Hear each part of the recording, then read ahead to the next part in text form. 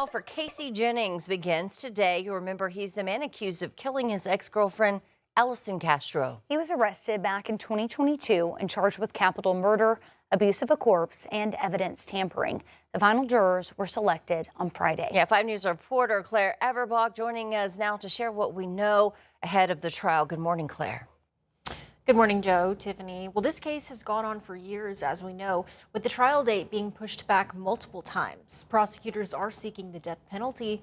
Let's take a look at the most recent developments in the case. In October 2025, Jennings petitioned to act as his own legal counsel.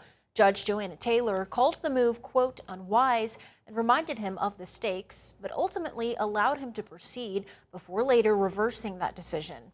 5 News was in the courtroom for a hearing in February where the prosecution and defense discussed pending motions as the judge weighed which evidence would be admissible during trial. Among the evidence was a video from one of Jennings' post-arrest interviews where he could be heard admitting to murdering Castro, explaining how he did it, and where he disposed of her body. The hearing featured testimony from police officers, detectives, and Jennings' former roommates. Jennings was also charged with second-degree battery after allegedly assaulting a deputy inside the Washington County Jail on March 12th. He has pleaded not guilty to those charges. According to court documents, Fayetteville and Washington County police officers, as well as friends and family members of Jennings, have been subpoenaed. 5 News will be inside the courtroom for the trial, which begins today at 8:30 at the Washington County Courthouse. Claire Everbach, 5 News.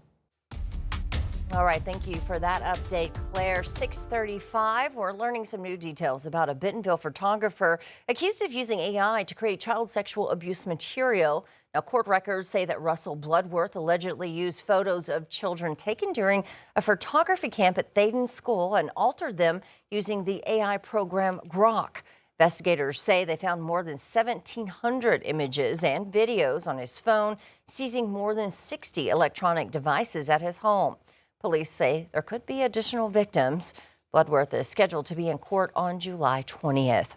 And this morning, President Trump is heading to the annual G7 summit of the world's top democracies. This comes on the heels of a peace deal with Iran after months of war. The tentative agreement would reopen the Strait of Hormuz and calls for the end of all fighting, including in Lebanon, where Israel is targeting Iran-backed Hezbollah militants. Israel's prime minister says he will not pull troops out of the country and intensified attacks on Sunday. Pakistan's prime minister says the deal with Iran is set to be signed on Friday in Switzerland. Well, the New York Knicks are now NBA champions. And on Saturday, they claimed their first title in more than 50 years. Lots of excited fans. Yeah, I heard that New York was pretty loud. Maybe the ground was shaking a little bit. Did you see the videos of people in squares of the city singing the Frank Sinatra, New York, New York? That was kind of fun. I wish I were there. That would have been fantastic. Well, fans, they took the celebration to the streets, but as Reed Binion reports, the revelry turned into chaos. Take a look. The New York Knicks greeted by exuberant fans as they arrived home Sunday after becoming the new NBA champions. The Knicks beating the San Antonio Spurs Saturday to win their first NBA title in more than half a century. Fans across the Big Apple erupted in celebration at the moment of victory. From Brooklyn to Central Park to Times Square and outside Madison Square Garden, the mood in New York was ecstatic after Saturday's win.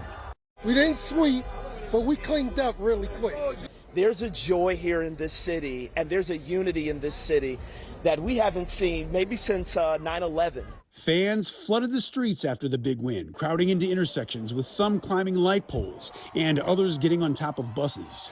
But as the night progressed, the celebration turned chaotic, with 5 school buses set on fire in Times Square and 5 police cars damaged on 6th Avenue. After a trash fire was set in the street, mounted officers, their horses fitted with protective eye gear, made a line to move people out of the roadway. Crowd control units gathering behind the mounted officers to disperse the crowds.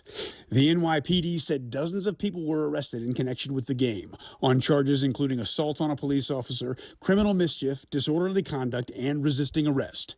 10 officers were injured. I'm Reed Binion reporting.